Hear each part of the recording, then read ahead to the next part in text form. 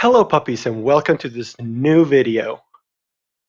Today I'm here to talk again about overclocking. This time I'm going to throw the GPU in it and I'm going to tell you why I'm talking about overclocking again.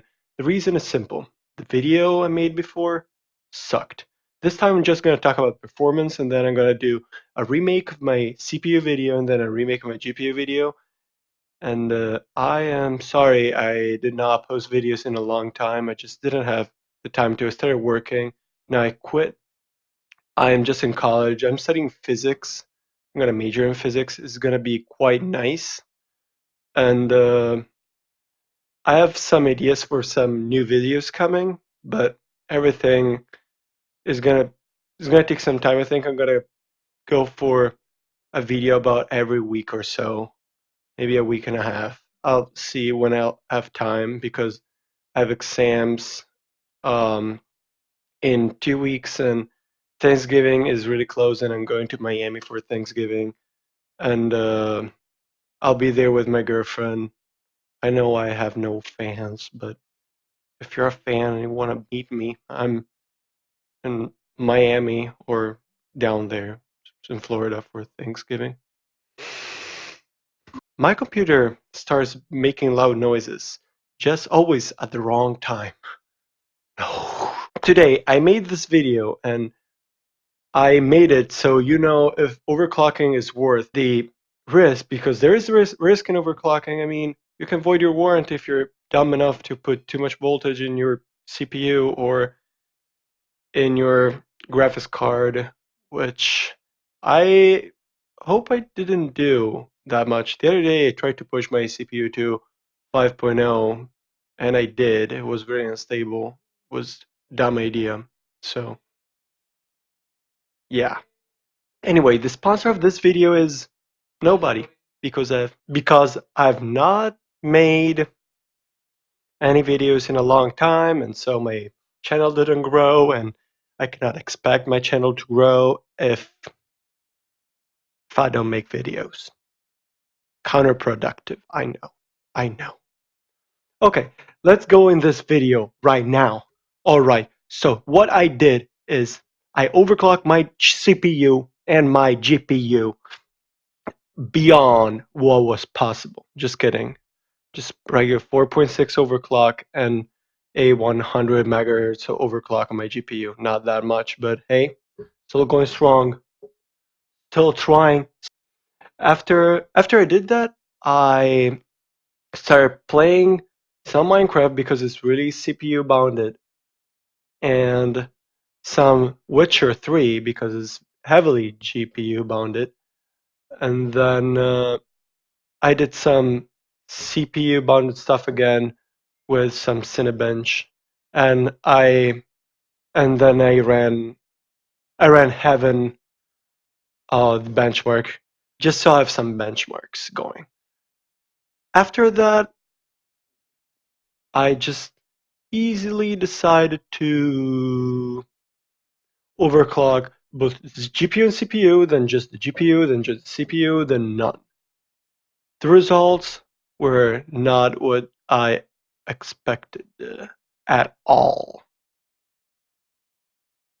So, welcome to the results. You cannot see my face, I'm sorry, but you have to deal with this. The first one is Heaven. Heaven behaved similarly to what you would expect. Gain some frames with overclocks on both sides. You gain a huge amount of frames when you overclock your GPU. You do not know to overclock your GPU yet because I didn't make a video about it yet.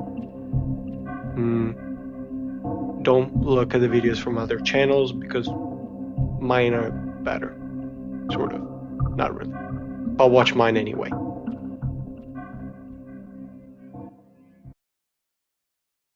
Moving on with Minecraft. Minecraft, I decided to do 3 benchmarks.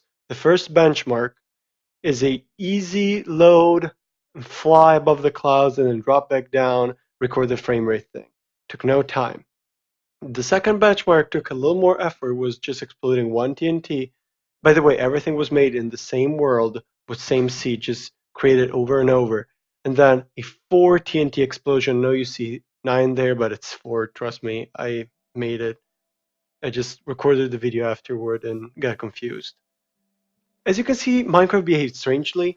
I believe the CPU overclock did a lot, but might be random because I took this many times. This test I took it at least 4 times, and each time was getting a different result. So the results you see are the ones that I saw more often, but I don't really know. I think this is not a real valid test, but whatever. By the way, the GPU didn't make almost any difference, overclocked or non-overclocked. This was just, I don't really know. I believe Minecraft was not part of the things that GPU and CPU overclock will make better in your gaming PC.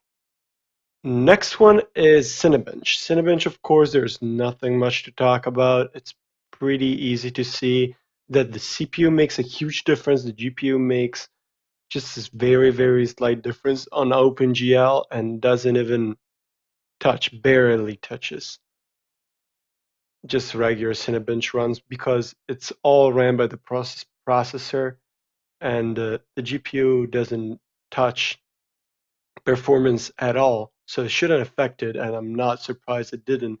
You see a difference of a couple of points, but if you run 10 Cinebench runs, of course they will be different one from the other one, just maybe like 2 or 3 points, but that's what I got here, as you can see. No big problem there, no biggie. It's fine, don't worry. All right, moving on with finally what you've been all waiting, The Witcher 3. And welcome to The Witcher 3. All of you are probably very interested in this because The Witcher 3 is heavily graphics bounded. Their graphics card does huge work in this. And indeed, as you can see right now, the overclock gained us quite some FPS. But on the other hand, the CPU overclock didn't give us any sort of FPS at all. And I do know that the CPU doesn't really affect all games. Maybe it could affect GTA, or if we're not on the requirements and we get to the requirements with a CPU overclock, overclocking is worth it. But on games, definitely not.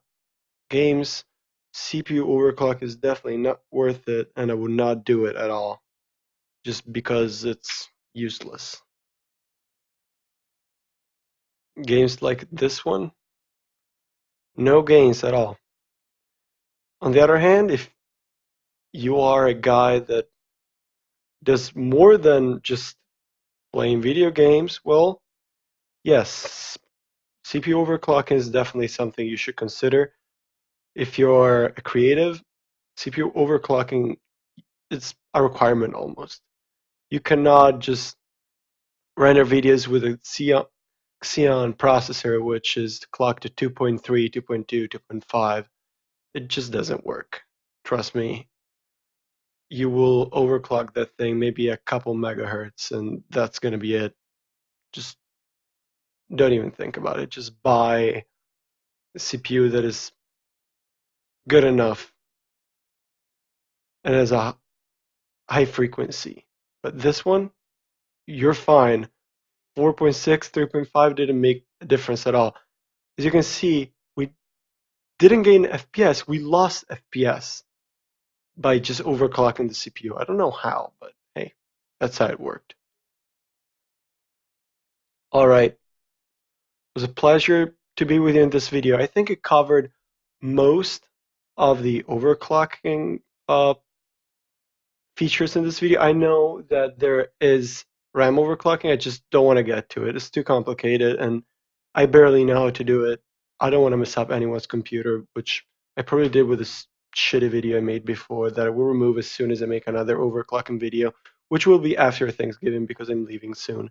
Or maybe we'll get out during Thanksgiving when I'm going to be with my girlfriend in Florida. I will make it here and then upload it while I'm there. Well, just saying, just consider overclocking. I'm going to teach her to overclock the GPU. I'm going to reteach her to overclock the CPU because it does a shitty job.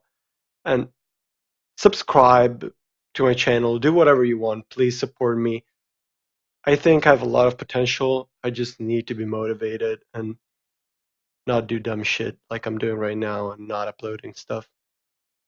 Okay, bye.